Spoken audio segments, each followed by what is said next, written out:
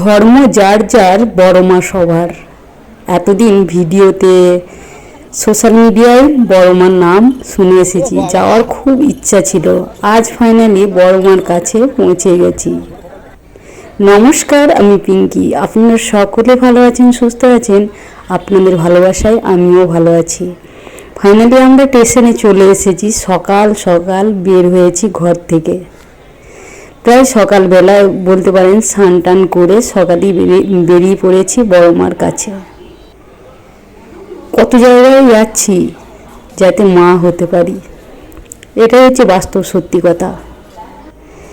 সবাই ভাবছে কোথাও যাই না, আমি ঠাকুরকে ডাকি না, কিন্তু আমি জানি আমি কোথায় যাই আর কোথায় ঠাকুরকে ডাকছি, কত জায়গায় ডাকছি। তাই উনি মানে ঈশ্বর ভেবে রেখেছেন আমাকে যেদিন দেওয়ার সেদিনই দেবেন। কিন্তু মানুষ তোমাকে কথা বলতে ছাড়বেন না, মানুষ পিছনে তোমাকে খোঁচা দিতেই থাকবে।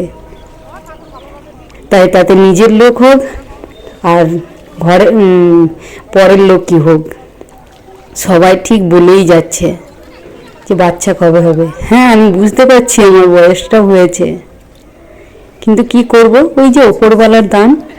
উনি যেদিন যাকে দেওয়ার ঠিক দিন ঠিক করে রেখে দিয়েছেন, উনি সেদিনই পাঠাবেন। আমি কেঁদে মাথা ঘুঁটে মরে গেলেও উনি দেবেন না। তাই চিন্তাটা সবার সামনে অত প্রকাশ করি না, অত সবার সামনে ভেঙে পড়ি না। তাই হাসি মুখটা সবাইকে দেখাই। সবাই যখন বলে এই অমুক ঠাকুরের কাছে যেতে, অমুক জায়গায় যেতে, কিন্তু যাই সব জায়গাতে, কিন্তু কিছু কিছু জায়গায় যাওয়া সম্ভব হয় না। কারণ পেটটা তো আছে। হাজব্যান্ড কাজ না করলে কি করে খাবো, দিনটা কি করে চলবে বলুন। সম্পূর্ণ তো তার কাজের উপর ডিপেন্ড করেই আমাদের সংসারটা চলে, আদার্স কিছু নেই। জিরো থেকে শুরু করেছি, কিছু তো একটা করতে হবে, কিংবা পেটটা তো চালাতে হবে বলুন। তাই কাউকে কোনো দিন বাচ্চা হয়নি বলে কিংবা হচ্ছে না বলে মনে আঘাত দেবেন না। তাকে বোঝাবেন ঠিক হবে, চেষ্টা করে যা। যেদিন যে ঈশ্বর ঠিক করে রেখেছেন সেদিন তাকেই দেবেন। উনি যদি ঠিক করে না রাখেন, উনি যদি ভাবেন আমাকে সন্তান দেবেন না, তো উনি দেবেন না।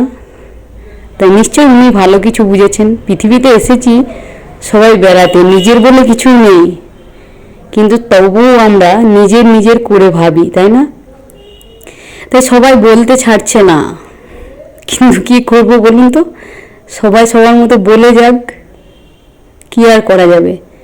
ভাড়া বাড়ি থেকে শুরু করে আত্মীয় স্বজন সবাই পিছনে বলছেন।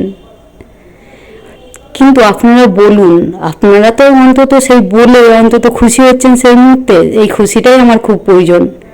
খুশি থাকুন। দেখুন, বড় মার কাছে এসেছি, প্রায় 15 থেকে 20 মিনিট হেঁটেই যাচ্ছি। লাইনের শেষ খুঁজে পাচ্ছি না, কোথায় লাইন। চলুন আমার সাথে আপনারাও একটু হাঁটুন। তাও ভিডিওটা স্পিড করে দিয়েছি, তবু লাইনের শেষ খুঁজে পাচ্ছি না। তা মার কাছে সব ভক্তরা এসে হাজির। আজকে একটা বিশেষ দিন ছিল, ভিডিওটা তো অনেক কদিন হয়ে গেল। বিশেষ দিন ছিল, সেই জন্য আরও ভিড়। লাইনে 3 থেকে 4 ঘন্টা মতো লাইনে দাঁড়িয়ে মায়ের কাছে পৌঁছেছি। মায়ের কাছে যখন পৌঁছেছি তখন আবেগে মায়ের কাছে কি চাইবো সব ভুলে গেছি। চোখের জলে এখনও আগে থেকেই বলে দিচ্ছি, মায়ের কাছে পৌঁছানোর আগে থেকেই ভিডিওর ভয়েসে সবটাই বলে ফেলছি। এখন লাইনে যাচ্ছি, দেখুন লাইনে মনে হয় যেন আর কিছুটা শেষের দিকে চলে এসেছি। প্রচণ্ড লাইন। আপনারা তো সবাই গেছেন মায়ের কাছে, মায়ের কাছে কেউ বাদ যায়নি। আমি মনে হয় বাদ ছিলাম, এমন হতভাগা যে এত লাস্টে মায়ের কাছে গেলাম শেষে। কারণ মনে হয় যেন মা আমাকে টানেননি, বড় মা সবাইকে টেনেছেন। আমি এত কাছে থেকেও কারণ মায়ের কাছে যেতে পারিনি। আজকে এক প্রকার জোর করে হাজব্যান্ডকে বলে বুঝিয়ে গেছি ওখানে। তাই কপালে বড় মার নাম লিখে নিলাম। মুছেও গেছে, অনেক বেলা হয়ে গেছে, রোদের প্রচণ্ড তাপ, রাস্তা তো গরম হয়ে গেছে। সবাই পায়ের নিচে জল দিচ্ছে। এই দেখুন চলে এসেছি, মায়ের মন্দিরে ঢুকবো। জয় বড় মা। বড় মা তো খুব জাগ্রত, বড় মা ঠিক একদিন নিশ্চয় কৃপা করবেন আমার প্রতি, আর যদি না করেন নিশ্চয় ভালো কিছু বুঝেছেন উনি, তাই না? তাই ভালোর জন্যই কৃপা করবেন না। মন্দিরে ঢোকার সাথে সাথে গায়ে যেন কাঁটা দিয়ে উঠছে, আর এখানে আমি কেঁদে ফেলেছিলাম, চোখের জল ধরে রাখতে পারছিলাম না, হাওয়া উপরে। শুধু এখান থেকেই একটু মাকে ভিডিওটা করেছি, কারণ এখানে ভিডিও করা মানা ছিল না। তারপরে মায়ের কাছে কিছু চাইতে পারিনি, উনি চাওয়ানোর কোনো দরকার হয় না, উনি ঠিক করে রেখে দিয়েছেন যাকে যেটা দেওয়ার। কিন্তু আমরা চাই, চেয়ে কি হবে, আমরা তো পৃথিবীতে চাইতে এসেছি না। উনি ঠিক ঠিক আমাদের যখন যেটা দরকার ঠিক দেবেন। তাছাড়া তো দেখুন কত বছর ধরে চাইছি, ভগবান একটা সন্তান যেন সুস্থভাবে পৃথিবীতে জন্ম দিতে পারি। কই আমার কথা শুনে তো আমি যে চাইছি, দিনের পর দিন বছরের পর বছর তো চলে যাচ্ছে, কই দিচ্ছে না তো। এগুলো ভুল, চাওয়াটা ভুল।